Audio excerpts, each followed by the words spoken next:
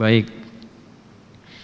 3. Apakah amalan ibadah yang saya lakukan setelah saya bersyahadat Allah mengampuni dosa-dosa saya di waktu lalu masih beragama Katolik? Otomatis dengan bersyahadat itu gugur semua apa yang telah terjadi di masa lalu. Itulah berkahnya syahadat tuh. Ya, itulah berkahnya syahadat. Jadi kalau ada orang dalam berkehidupannya terpengaruh oleh keadaan lingkungan, kemudian bertuhan kepada selain Allah Subhanahu wa taala, apapun agama yang dianutnya, lalu mengambil nikmatnya hidayah kembali dalam pelukan fitrah masuk Islam, itu begitu mengucapkan asyhadu alla ilaha illallah wa asyhadu anna muhammadar rasulullah, maka kalimat itu menggugurkan semua yang telah terjadi di masa lampau. Selesai. Dan bila dipertahankan sampai dengan wafat, itu ya kalimat itu yang mengantarkan pada rahmat Allah Subhanahu wa taala. Jadi kalau dengan bersyahadat sudah nggak usah dipikirkan lagi yang sudah berlalu. Falahu ma salaf, selesai. Nah, jangan kemudian diingat kembali pernah ini pernah itu, karena dengan syahadat itu gugur, selesai semua. Itulah keindahan syahadat dalam Islam, selesai semuanya.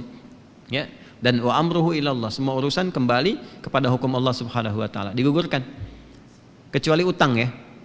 Utang tetap berlaku karena itu hakul adami, ya. Alhamdulillah dengan syahadat utang saya lunas. Belum. Utang tetap diproses ya. Tapi kalau hal-hal yang terkait dengan perbuatan-perbuatan masa lampau selesai semuanya. Tinggal sisa hidup itu digunakan untuk meningkatkan amal saleh. Jelas ya? Islam itu simpel sekali, simpel. Makanya jangan main-main dengan kalimat syahadat. Kalau sudah syahadat, itu kunci Islam dan kunci iman.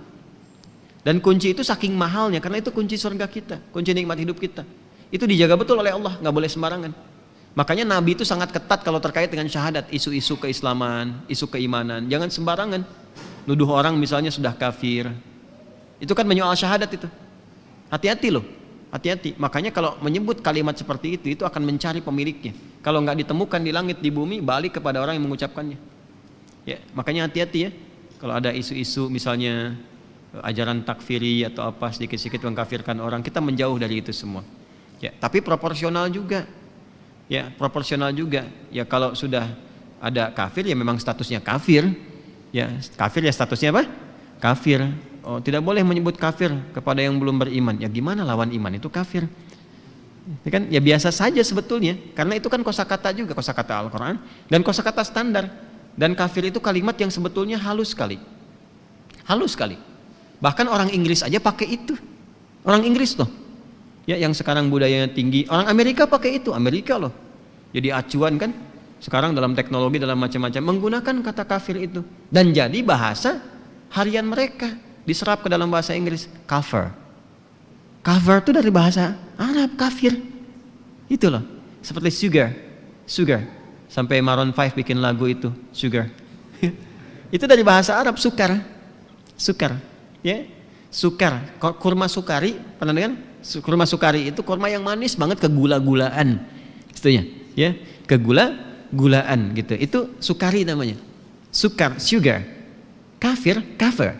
Apa cover itu? Cover itu kan sampul yang menutup kan, yang menutup sesuatu sehingga dalamnya nggak kelihatan, dalamnya nggak kelihatan, ditutuplah itu. Nah, orang yang menutup itu bahasa Arabnya namanya kafir. Ya, menutup itu gitu. Nah, ini bahasa metafornya dibawa dalam konteks beragama. Ada orang yang cahaya imannya tertutup, sehingga dia menutup diri, belum mau menerima risalah-risalah kebaikan dalam Islam, belum mau bersyahadat, masih menutup dirinya, belum mau terbuka menerima dakwah, masih menghindar. Itu bahasa halusnya namanya kafir. Makanya ketika rombongan-rombongan yang koleganya Abu Jahal dan kawan-kawan datang membawa proposal kepada Nabi untuk membangun toleransi yang keluar batas dari toleran. Jadi membangun sifat toleransi yang keluar dari batas-batas toleransi. Udahlah Muhammad SAW gak usah bertengkar, gak usah ribut. Ya Nabi kan juga merespon, siapa juga yang bertengkar, siapa yang ribut kan. Tapi kan beliau tenang saja gitu. Abima'ana wa kama hala Nabi SAW. Kita gak usah berperang, gak usah ribut, kita gantian aja. Malam ini kami nyembah Tuhan kamu, besok-besok kamu nyembah Tuhan kita. Maka seketika turunlah surah yang mengkhitab mereka, yang ibu hafal ini namanya Al-Kafirun. Ya, Al-Kafirun itu kan jama' dari kafir. Orangnya langsung disebut, kul, katakan Muhammad SAW, viralkan kepada mereka. Kul ya ayyuhal kafirun. Hei orang-orang kafir. Apakah pada saat itu Abu Jahal marah? Saya ini bukan kafir ya, gitu. Enggak. Tapi menerima, mereka nggak marah, nggak nyerang Nabi, karena lembut bahasanya. Katakan Muhammad, hei orang-orang yang masih menutup diri dari risalah Islam, belum berkenan menerima, belum berkenan memasukkannya ke dalam jiwa, ya, memang betul, gak usah kita bertengkar, ya, gak usah kita marah, saling menghormati aja. Caranya bagaimana? Ya sudah, toleransi dengan menyembah Tuhan masing-masing. Jadi ternyata tingkat toleransi tertinggi itu zero tolerance dalam hal akidah. Itu paling tinggi. Jadi justru kalau memaksakan jadi munafik nantinya. Jadi munafik. Contoh misalnya orang Islam ikut ke gereja misalnya atau tempat ibadah yang lain, ikut di situ. Ngeliatin aja, di hatinya mencela Tuhan yang dipersekutukan, tapi di luarnya seperti iya gitu. Kan hatinya menolak itu kan? Hatinya menolak. Coba apa nama bagi orang yang antara luar dan dalamnya beda? Munafik. Makanya Buya Hamka yang mempopulerkan itu, bukan saya. Saya mengikuti apa yang Buya Hamka sampaikan. Tidak ada nanti potensi munafik tertinggi itu kecuali orang menghadiri di tempat ibadah orang lain dengan dalih toleransi. Jadi begitu masuk ke situ, dia menyaksikan tapi hatinya mengingkari. Coba kan, hatinya kan tetap beriman. Wah, nggak usah terlalu gaya dengan mengatakan saya mampu mempertahankan iman saya. Itu terlampau gaya. Gitu. Realitasnya tidak begitu. Hatinya mengingkari itu. Coba kan, lisan berkata, hati mengingkari, itu nifak namanya, penyakitnya. Orangnya apa?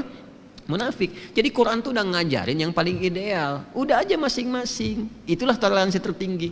La a'budu ma ta'budun wala antum a'biduna ma a'bud. Jadi Anda menyembah apa yang Anda sembah, itu kepercayaan Anda.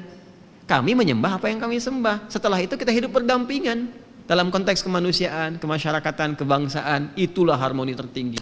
Sampai ujungnya punya legasi, lakum dinukum. Nah itu cuma ada di Islam, cuma ada di Quran kalimat itu, lakum dinukum waliyadin. Dan itu sebelum muncul isu-isu yang lain. Ya, soal sekarang moderasi agama macam-macam. Sebetulnya kita sudah menampilkan sikap-sikap moderat yang sangat indah. Itu paling ideal. Paling ideal. Jelas ya? Nah, jadi saya kira banyak sekali ragam yang bisa kita hadirkan. Jadi tadi dengan syahadat dosa-dosa sudah gugur, tingkatkan amal soleh, berkehidupan yang baik. Tetap membangun hubungan kebaikan. Kalau ada teman-teman yang non muslim masih berkawan dalam urusan dunia, dalam kebaikan, dan tampilkan risalah Islam yang indah dalam akhlak supaya kita berharap mendapatkan hidayah yang serupa. Jelas ya?